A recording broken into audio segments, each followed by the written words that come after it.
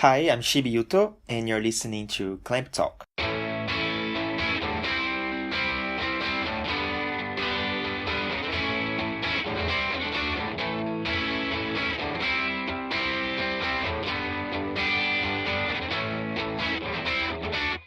Hi everyone, today I have a very special guest. Her name is Mia Lewis, and she's a PhD candidate at Stanford University. And she's been, she arrived today or yesterday in Tokyo, and she's going to spend a year here in Tokyo, and she's doing a dissertation research at Waseda University. Hi, Mia. Hi. Thanks for being here today. I'm very happy for, accepting the invitation to join me for this Clamp Talk today. Yeah, I'm glad we finally got to meet in person after all these years. Yeah. Great. Mia and I, we know each other for many years, Yeah. but we never met. We never met, no. And she just messaged me this morning saying, Yeah. Hey, I'm in Tokyo.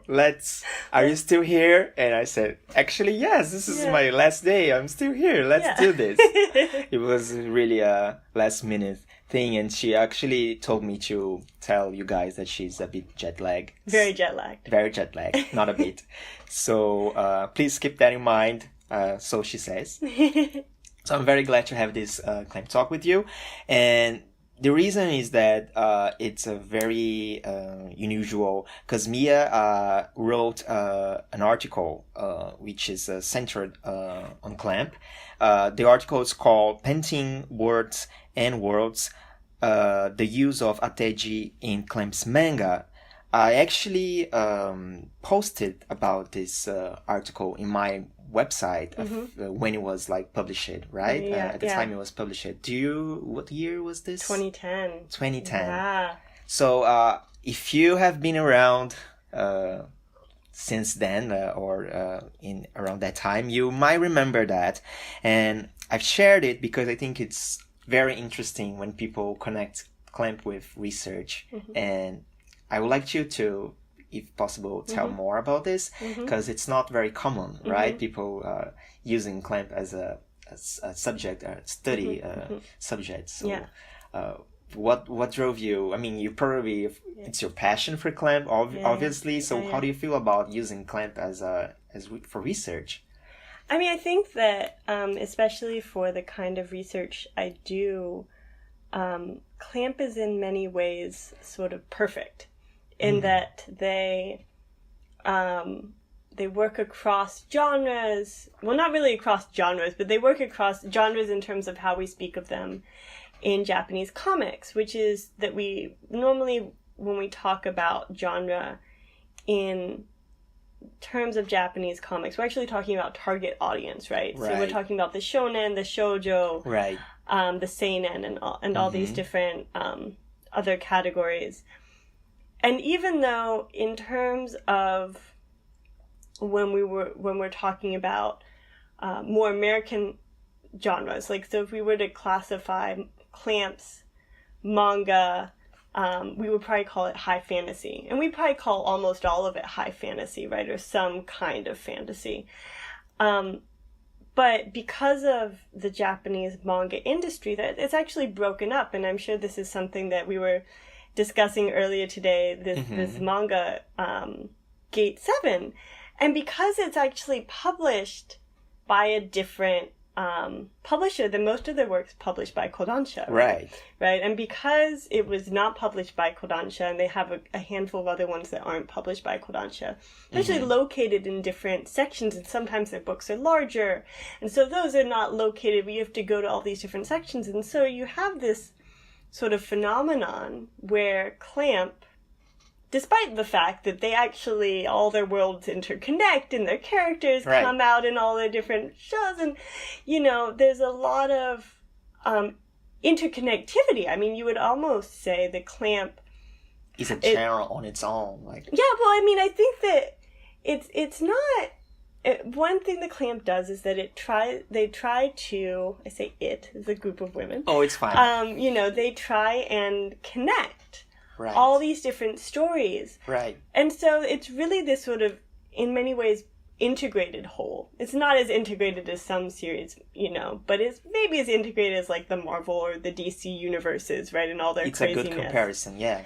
But when you go to buy a Clamp story, it's actually completely dispersed within the bookstore, right? Actually, it's I fully agree. I mean, and it's funny you mentioned that because I've been here in Tokyo for a few weeks, and I've visited many book off shops. I love book off. I love book off. I could spend like a full day on book off. Oh, easily. Shop. Yeah, easily. I'm an easy target for book off, and in a magnet, I can go inside like spend hours and. It's so true what you said, because I've been like trying to find like old Clamp manga and like things that I don't have yet, and it's so difficult because because book off is sorted by magazine, by genre, by publisher, and Clamp is like it's so difficult to find like because they're everywhere, like everywhere. You said.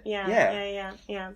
And so I think that certainly Clamp is not the only group of artists that has this happen, but it is pretty rare. It is, relatively speaking, within the world of manga, pretty rare to be working like this, right? Across all these really different genres, and to do it consistently is something that is, like I'm saying, that it's not that they're the only one, but it's pretty rare. And it's also, I think, what distinguishes them is that they have these characters that come up in these different genres. And so I think that because I'm interested in what I call questions of genre and questions of medium, which is to say I'm interested in when we say that something's shounen or we say that something's shoujo, what does it mean? What does it mean? And because I think a lot of scholars have argued, and I think they have good reason to, they argue that it has no meaning.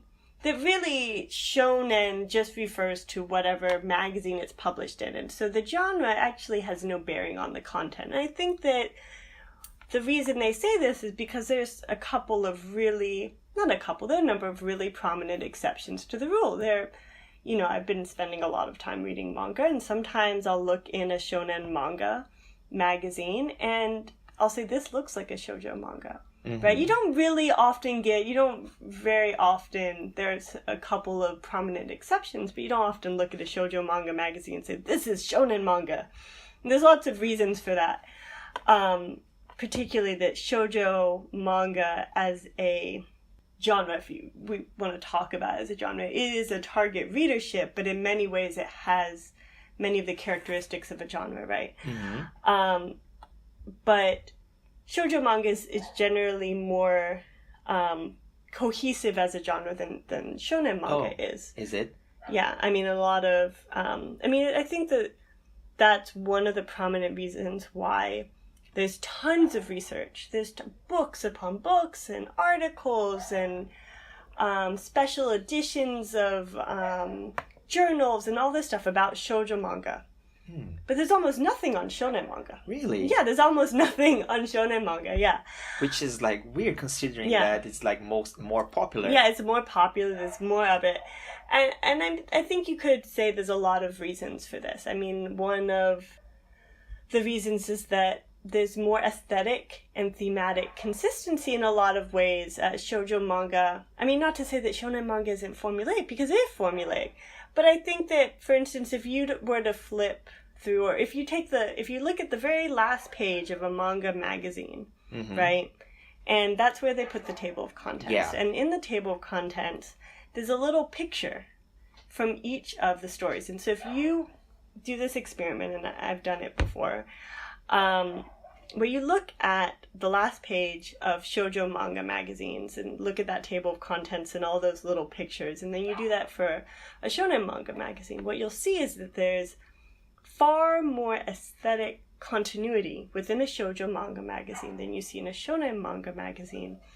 And I think that there's a lot of other things going on, but shoujo manga are almost always about romance. Yeah. Right? And they're dominated by the themes of romance, and they're sort of, in the same way that we could say this about perhaps Korean drama, there's sort of these I'm trying to. This is jet lag for you. These sort of stereotypical, these archetypes, But tropes when you that say occur. there's more continuity, what do you mean exactly when you look at the table of contexts? Yeah, so what do I mean? For instance, let's talk about the sort of clearness of the lines. So how clean are the lines? How clean is the picture, right? Is it done roughly? Or what size is the pen? You mean just comparing like the little like squares with the images because you get to see all of the stories. That's what you mean. Okay. You can see an image. Mm-hmm. Normally the you face don't have of to a character. flip all of the magazine. You can. It's just... all right there. Okay. Like there's one picture from every single manga that's serialized in there, and so you can see one picture from each, and you can say in a shounen manga. So they look more different. They look more different. Yeah. Okay. Yeah. Okay. Yeah. And shoujo, they look more like similar. They have like standards and patterns. They have generally there's more aesthetic continuity. Mm-hmm, yeah. Mm-hmm.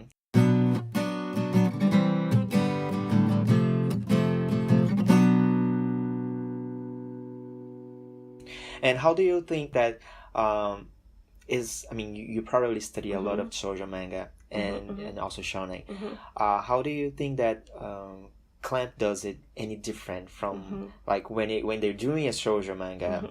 Are they like following the rules or how different are they with regards to shoujo and shonen?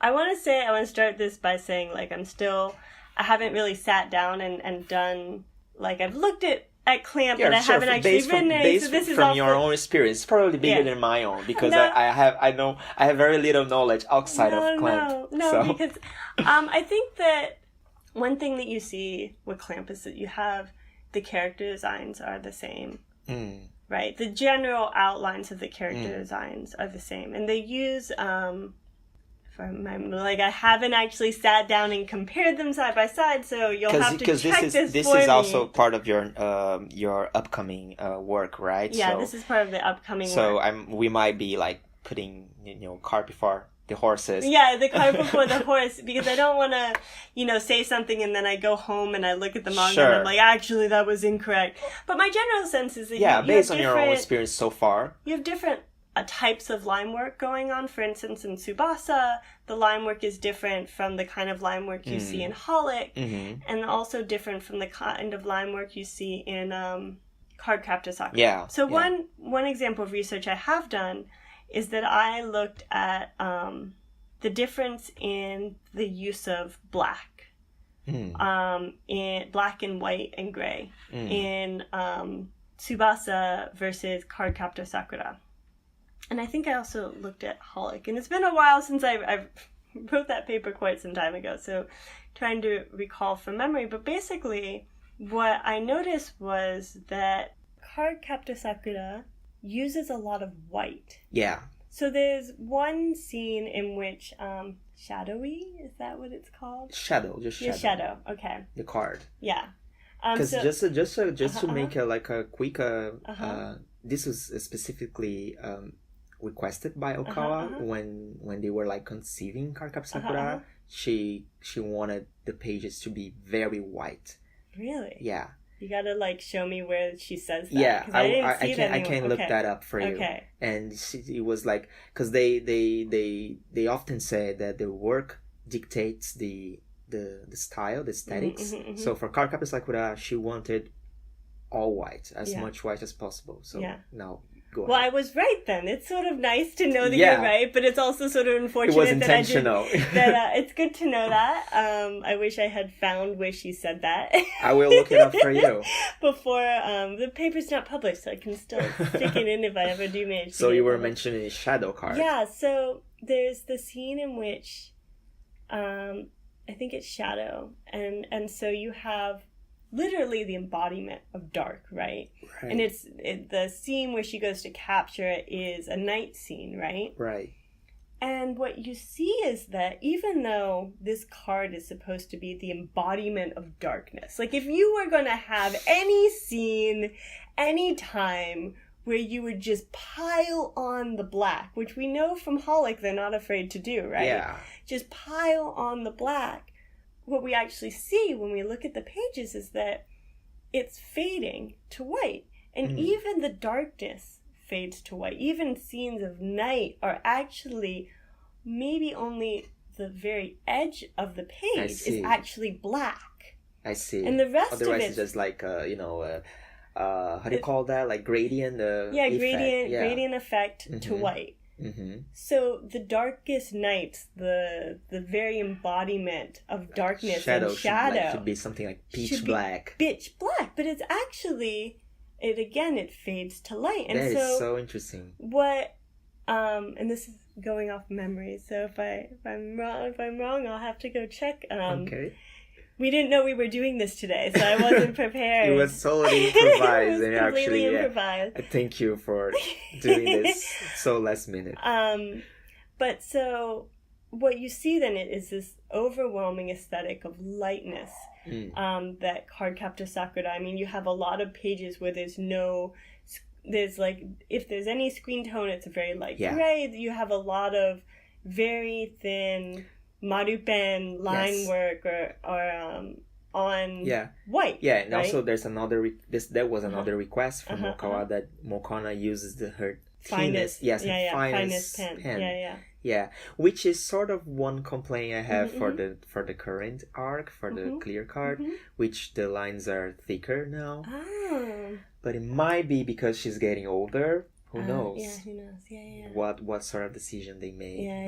But if you compare, like it's the original manga. Because I've read a little bit, but last time I was in Japan, it was actually it was like the third chapter, and so it wasn't in the tankobon yet. I hadn't real look at it. I hadn't like sat down and keep in mind that when you look at, you just try to make a comparison, like compare the line strokes specifically. They're thicker now. Okay, well, I will look at that because I'm planning on, I literally got here yesterday, but that's one of the things I was like, I'm gonna go pick up the clear card arc tankobon, so I haven't looked at them.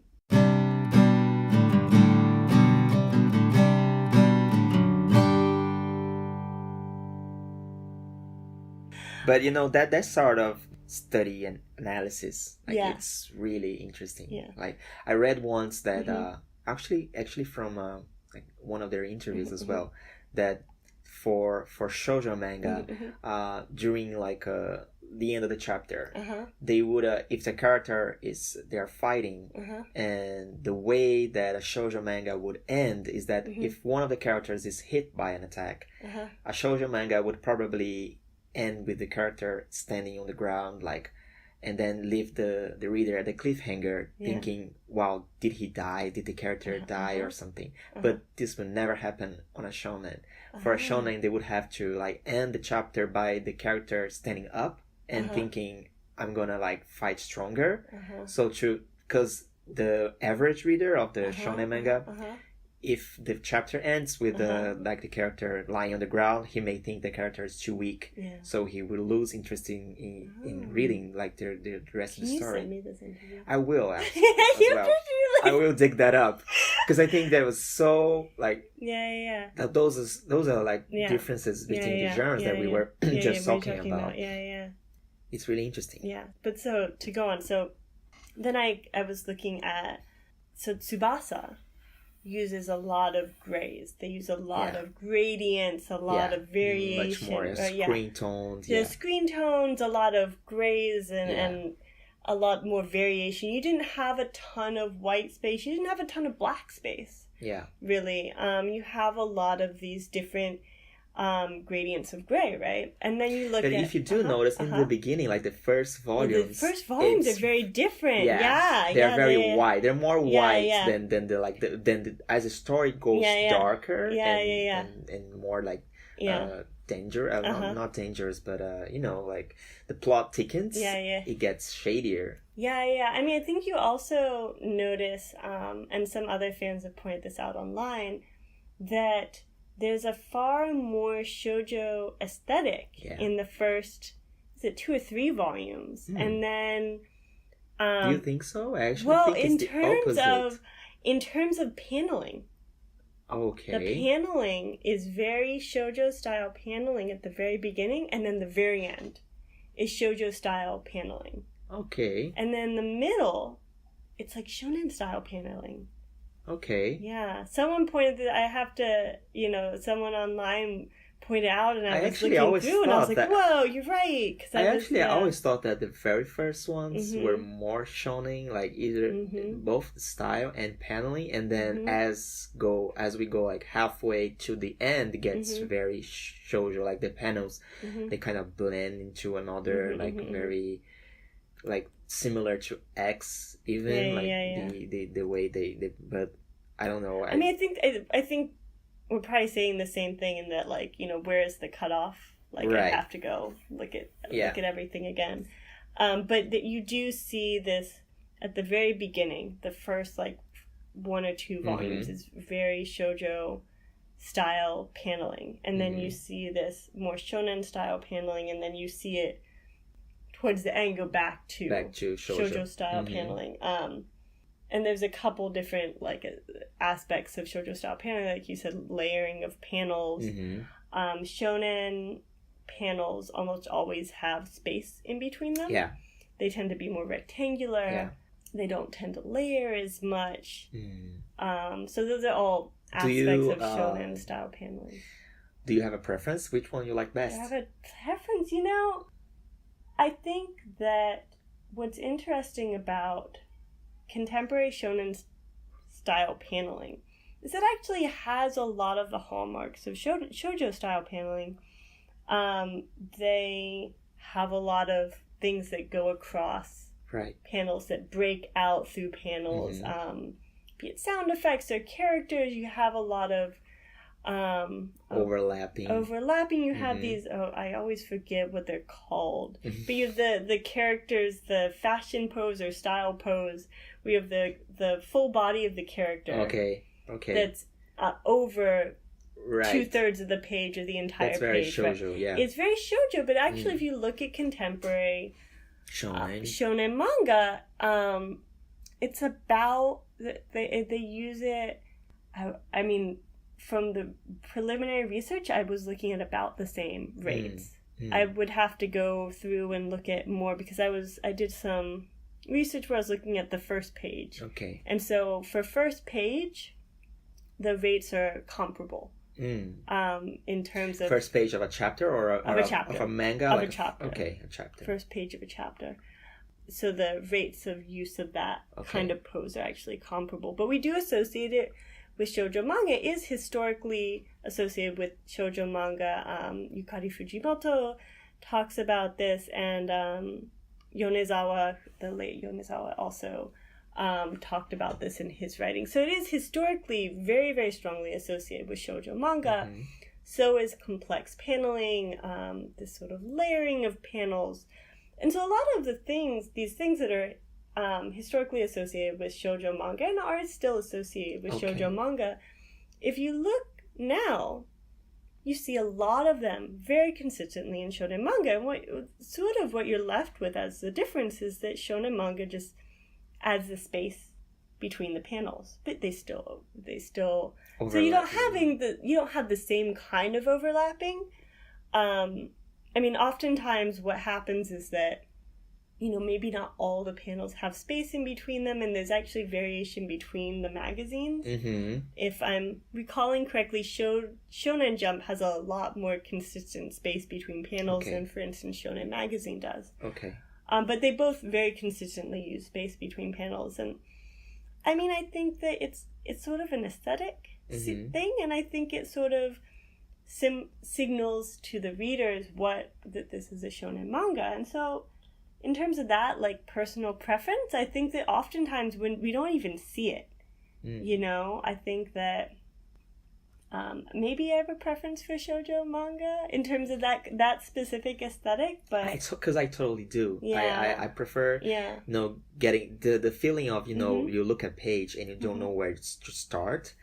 You get a little overwhelmed. I like that. Because I keep thinking that about what's going on in a person's mind to come up with all the complex layout. We have to, because it's it's harder if it's hard to read. It's even harder to draw. So even like wow, it's very impressive. Yeah.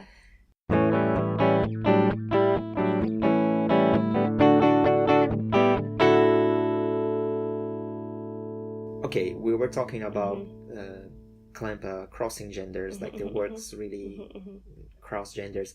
But we do have like some works that are more typically one, like they're more toward one genre than the other.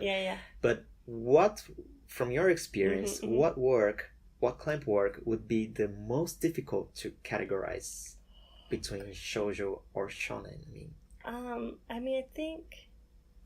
I think that there are probably a lot of different examples, but maybe perhaps the Angelic Layer. Just because there's a female protagonist and you don't see that. It's dolls. And like it's dolls. fighting. It's dolls fighting.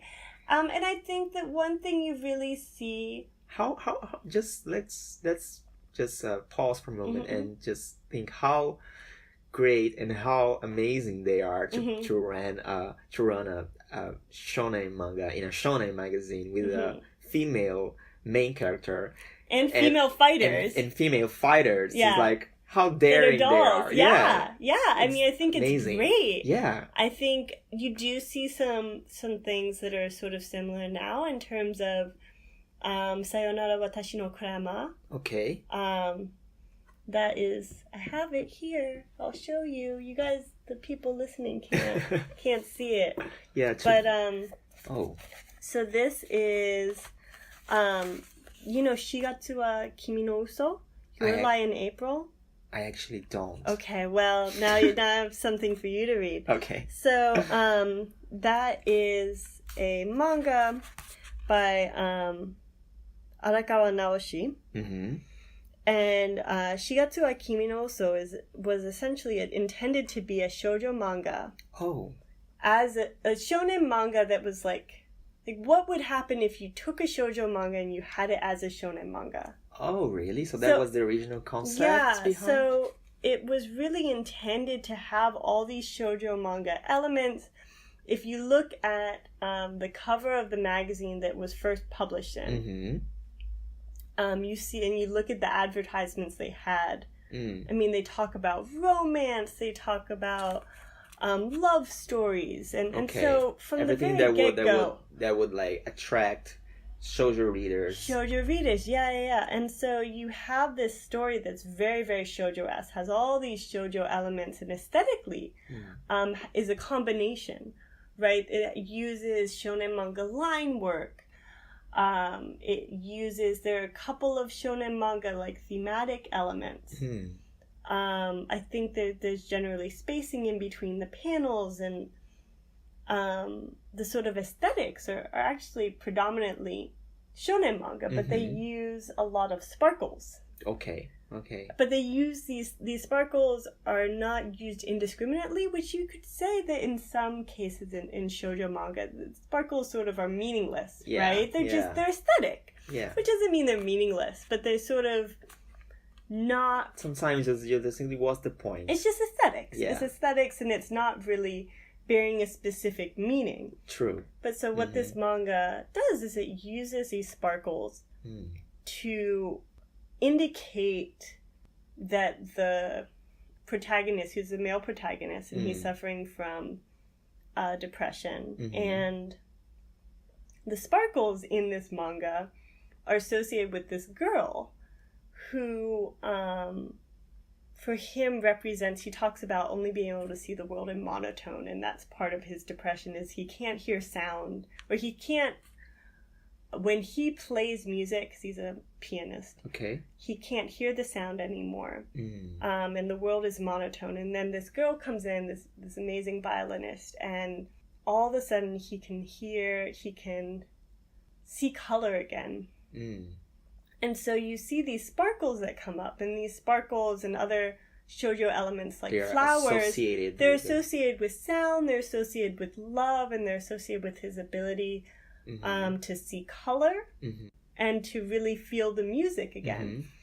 And so this sign, which is sort of, in many ways, a sort of empty, sign in shoujo manga. I mean, so it's associated with romance, and you use it in certain kinds of circumstances. But you'd also just use it in a regular page, and that's fine. It doesn't have to mean something. But here in this manga, they've taken this shoujo sign, this technique that is very, very heavily associated with shoujo manga. And he's used it. So he uses sparkles to embody the shoujo genre. What do we think of when we think of the shoujo genre? We think of romance, we think of love, we think of emotions. The sort of things that make the world colorful and beautiful, right? And so this girl signals shoujo manga, and music does it. You know, it's a manga, it's complicated, but sparkles come to represent shoujo, the sort of themes of shoujo manga, right? Right. And then, so that's a very shoujo manga-esque shonen manga. I see. Right? I see.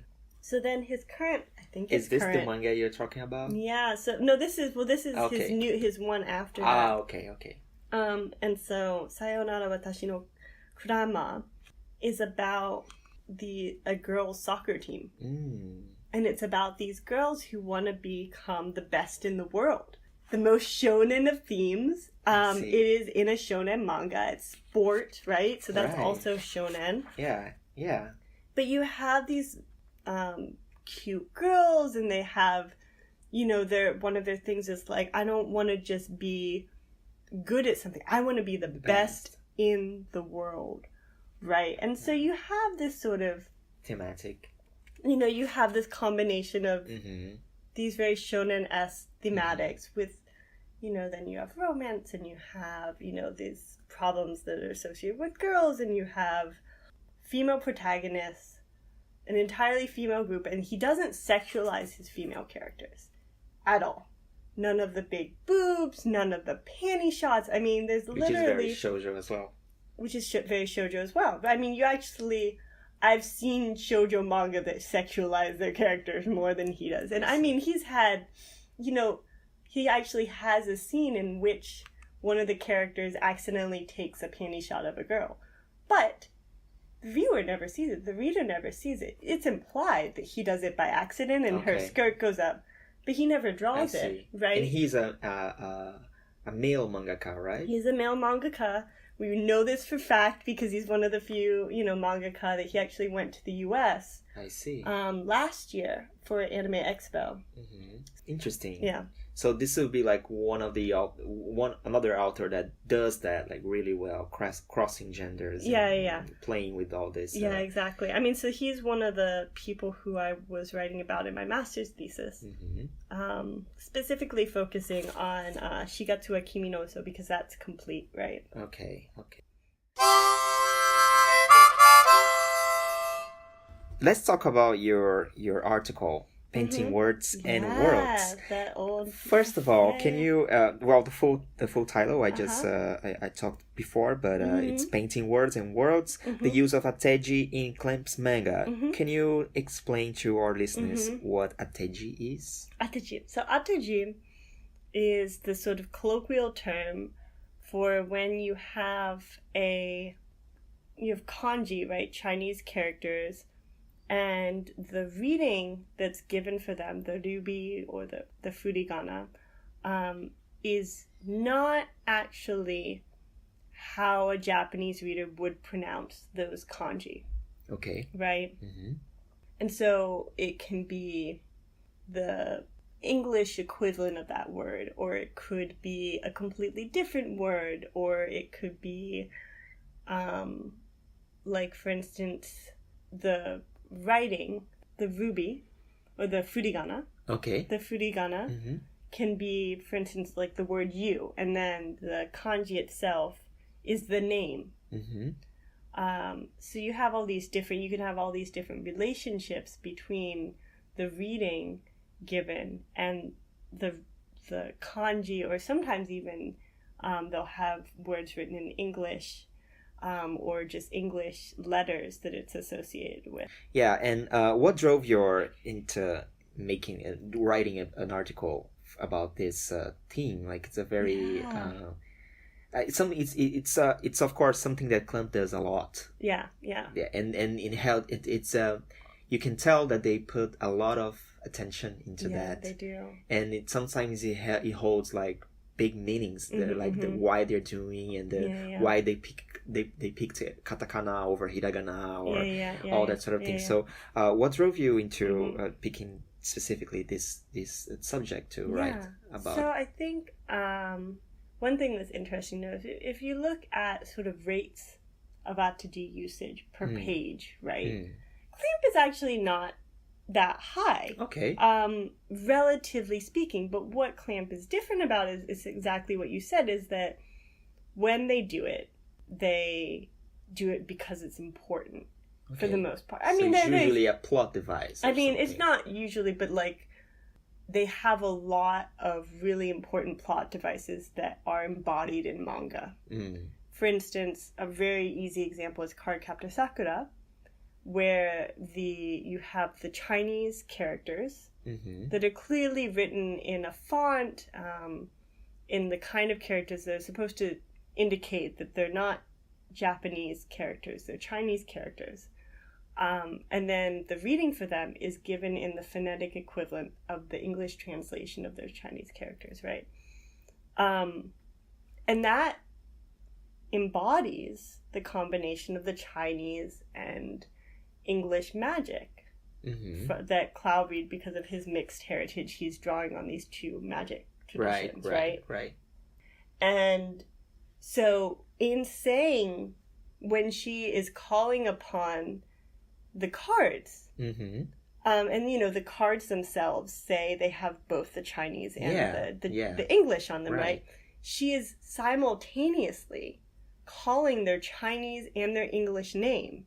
Okay. But it's impossible, right? Like, you can't actually say a word in both Chinese and English at the same time. It's impossible. That is so interesting. Yeah. And you also, when you translate it, what are you supposed to do, right? But in the original, in the manga, she is saying, when she calls the cards, she is calling them simultaneously by their Chinese and English names. That is so true. Yeah. And it's such a shame that this is kind of lost in the anime, because like she only speaks the English. Yeah, and you don't get that Chinese hair. You do on the card if you look. Yeah. But then the English wins out.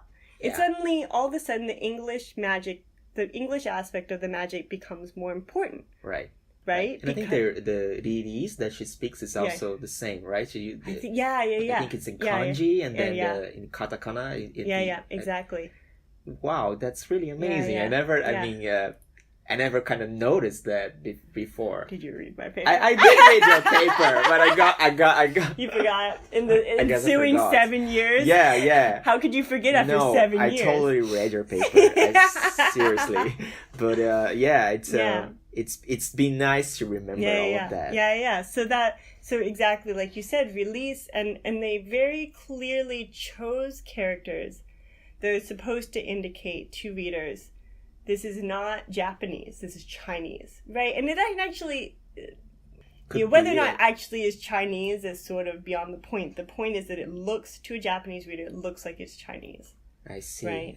Right. Because of clothes, like you said, his magic is based on both. It's both. And so Chinese when she says release and when she's saying the names of the cards, she's calling simultaneously on the English and Chinese magic. Another great example is Tsubasa. Actually doesn't use, relatively speaking, that much. That one is clear in my mind. But that, exactly. Your paper. Yeah. So you have these two really important Ateji. And one is you have the pairing of Kyoku with Kokoro.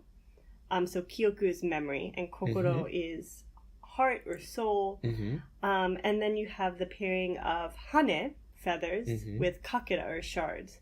Okay. And so in these two Ateji, you have sort of the embodiment of the underlying plot of the story. Well, not the underlying, right, complications. But basically, in these two Ateji, we see that the feathers are actually shards, and her memories, which are embodied in these feather shards, right, or these shards of her memories are also shards of her soul. Right. So the memories are actually her soul, and the feathers are actually shards of her memories and souls. And so in these two Ateji, we see these equivalences, that these two things are the same thing, right? That you can't separate the memories from the soul. You can't, and the feathers are these shards of her memory. That's what they are. Right. And so I think that kind of thing, where essentially through these pairs, they indicate some of the major plot points of the story. And then another example that I think is really, really cool is the Clover. And just looking at what they do in Clover. So basically they use these Ateji in essentially what I'll call world building. So they use these Ateji to both to make the world of this sort of futuristic sci-fi fantasy world closer to us and more distant from us. And what do I mean by that? So, for instance, they use words like plane or modem or bus. And so bus is used as the furigana, the reading guide, for the kinkyori tenso sochaku. And so basically a short distance transportation device. I see. And this is a very, sort of all kanji, all Chinese character based, very sort of formal sci-fi. Something foreign and scientific, like very futuristic. Out of the world. Yeah. And so you have this very, very familiar word, bus. Right? Paired with short distance teleportation device. Right? And then... So, but I don't remember exactly, but bus is written in basu, katakana basu. Yeah, and katakana. then you have the furigana for that complete, the thing you wrote? It's just, that's all in kanji. Okay. The furigana is in kanji. No, there's no the furigana is basu. Okay. So they use the wordy that you said as kanji, and then the furigana is basu. Okay. Yeah, exactly. I see what you mean. That it could have used basu, but it wouldn't have been. It wouldn't have been like. So what that there's something very important that tells you, right? One thing is that, and this is sort of in a conversation, I think, where it's with the girl and she isn't familiar with what's going on, and so he's explaining to her how he's going to teleport. But so in using the word bus, it makes it more familiar. Yeah. Like we can't really imagine talking about a short distance teleportation device. Yeah. But we can imagine talking about a bus, and that it normalizes it. It normalizes it. Brings, it puts in context. Which is it makes the conversation sound normal, and then we can relate more to it, because we can't relate to having a conversation about teleporting, but we can relate to having a conversation about should we take a bus or should we take a plane, and that's what the conversation's about. But what that also tells us is that even as it brings this story closer to us, it actually creates this divide that we can't pass over, because if bus means short distance teleportation device in their world, then buses as we know them can't exist. Right. Buses don't exist anymore. And, so you have this sort of, all of a sudden, you get closer, but then you also get further away from it, right? It both is bringing this sci-fi world closer to us, but then also saying, in this world, reality as you know it, buses and planes and modems and all these different things that we know in our day-to-day life cannot exist. Because these words mean something completely different, right? And so it's this sort of simultaneous familiarization and separation that they achieve in just one word. And so in this very short conversation where they're talking about should we take the bus, which is the short distance teleportation device, or the plane, which is the instantaneous transportation device. Which one should we take? You had this very familiar, should we take the bus or should we take the plane? And then I think that's what the conversation has been so long. But it's about buses and planes. And so it's basically, and what that does is, in a sci-fi book, if you were to read a book in English, you'd have to explain all this. You would either have to have a conversation in which they're using these really long, complicated terms like short-distance teleportation device, which doesn't sound like anyone would have a conversation like that.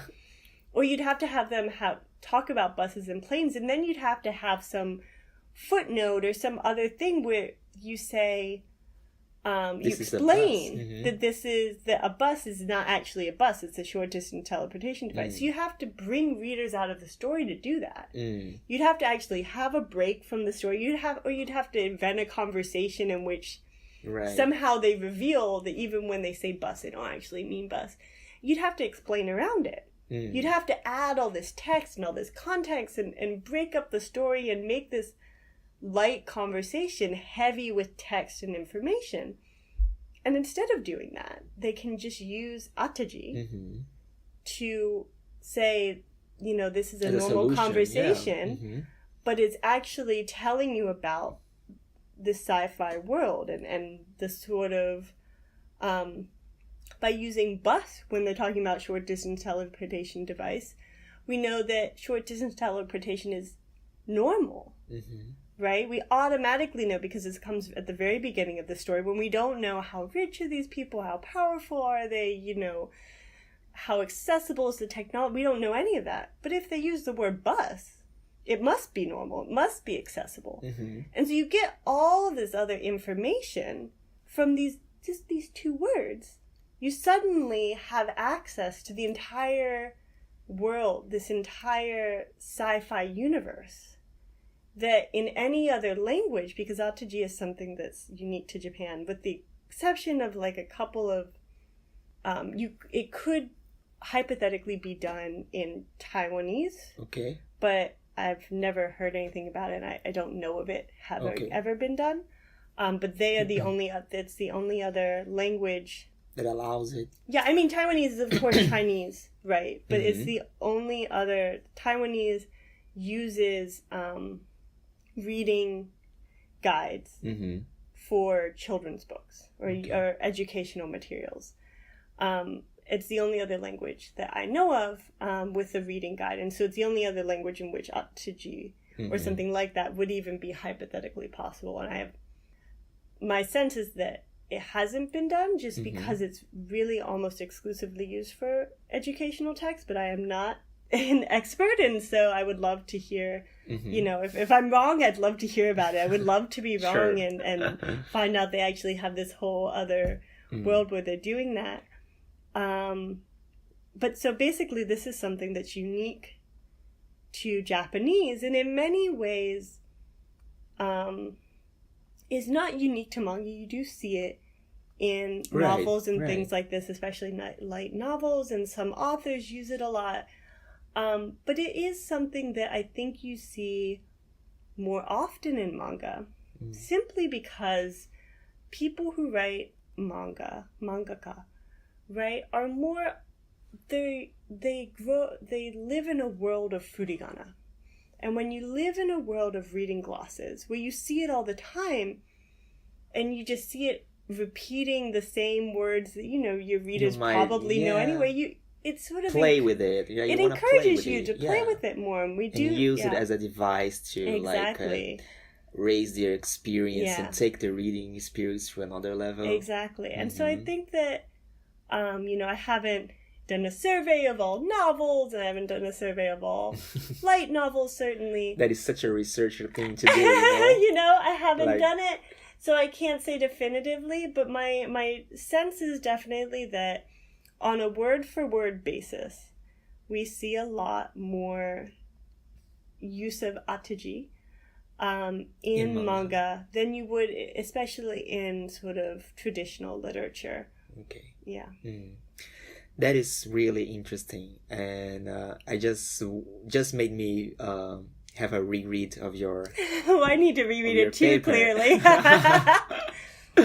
So, if you were interested in reading this great article by Mia, you can find it. Well, if you type on Google, it's according to Mia, is easier finding. So you can just write it down on Google, and so it's Painting Words and Worlds: The Use of Ateji, that is Ateji, in Clamp's manga. And I will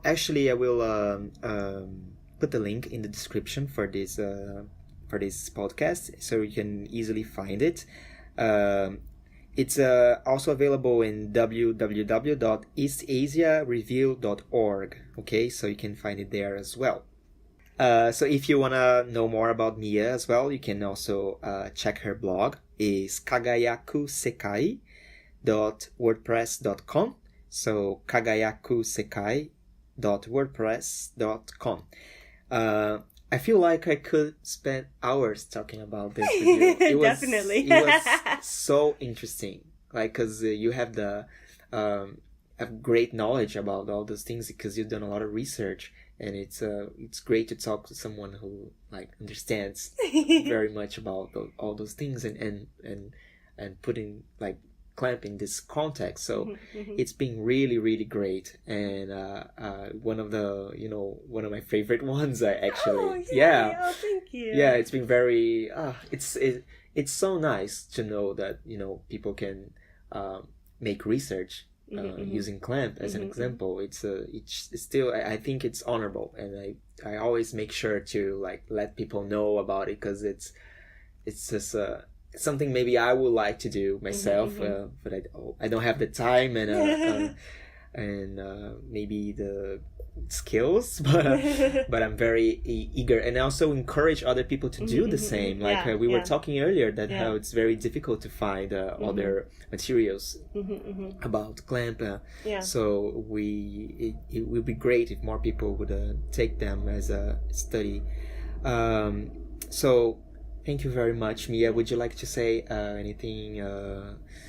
No, just thank you. I mean, thank you for all the work that you do, making my life so much easier. I have to say, whenever I'm like, has Clamp written anything about this? I just message Alex, and he's like, actually, let me pull all these resources for you. So it's like having my own personal Clamp librarian. Oh, that's great. So I really owe you. I'm the one who owes you. But yeah, I mean, I think that one thing I really realized as a researcher is that, I need the fans. I need the fans, because I do the research, but I'm like spending all this time like looking at one single word, and then sometimes you lose track of the broader context. I'm like, you forget about this thing or that thing, and I always love to hear from fans. I love to get their feedback. I mean, I present at Anime Expo basically every year, and Oh, that's great. You can mention that. Yeah, I'm basically always at Anime Expo. I might not make it next year because I'll be in Japan, but she was there, but I just found out that she was at the premiere for the OAD, the Card Captor Sakura OAD. She was there. She didn't tell me though. You should have told me. Yeah, no, I was there, and actually I met the her producer afterwards. Oh, you did? I just said hi. Okay. And she was very polite and said hi back and handed me her card, and I was like, she was very... Well, but that made your day. I don't know. She probably was like, oh my gosh, I just want to relax, because I found her in the industry lounge, so I think she was trying to relax. Like so I actually felt really bad about it. I was just like, I'll leave you now. I'll do this. I would have done the same. I just said hi. I was like, actually, I research Clamp, and... Oh, you said that. That's great. Yeah. Great. And they're like, well, I'll let them know. And I was like, cool, thank you. Great. Yeah. So you'll be basically every year at Anime Expo. Yeah. And I love to hear from fans. My email address, if you want to email me, is mia2@stanford.edu, mia2@stanford.edu. And I always love to hear feedback, and I really need to been really bad about, I write all these papers and I do all this research and then I never try and get it published. So I have actually a couple pieces on clamp, or stuff related to clamp that I just have sitting on my computer. So I should actually try and do something with them, because I love hearing back from people. I mean, in my ideal world, I would publish a paper, I would get feedback on it, and then I'd update it. You know, we'd have a Wikipedia. I mean, I would like control. I don't want other people editing it, but I love the idea, and maybe that's why I'm sort of hesitant to publish, because I love the idea that you put something out there, you get feedback, and you update it. You know, and I just sort of love this sort of interaction and getting these different opinions, because I think that I may have more research experience, and I may, you know, spend more, you know, I may have more experience in like certain historical context and all these things. Feedback is key for researchers, basically. But yeah, I mean, I think that, like, you know, especially when you're dealing with something that's as big as, like, I mean, how much has Clamp written? Yeah. You know? And you'll say, like, oh, in this one interview, one time, they said this one thing, and I'm like, ah! And their catalog just keep growing, because they're still active. It's not like you're studying an artist that is no longer active, that has made, like, X amount of work, and, you know, it's just something that keeps growing every day. So. And so I think it's really, especially when you're talking about pop culture, it's really great to sort of be able to hear from other people who, you know, even if I've read the same thing that they haven't, you know, maybe they read it more recently, or maybe, you know, they read it with a different eye to something else. And so I think I just really encourage people to, you know, do their own research and do their own fan studies, and also to, you know, try and participate. I love it when people come to my talks, and, you know, I love debating, because I always feel like this is what we're doing. It's just great. I wish I could do this more often. Well, I'm available on Skype, so okay. Let's try. Let's hope.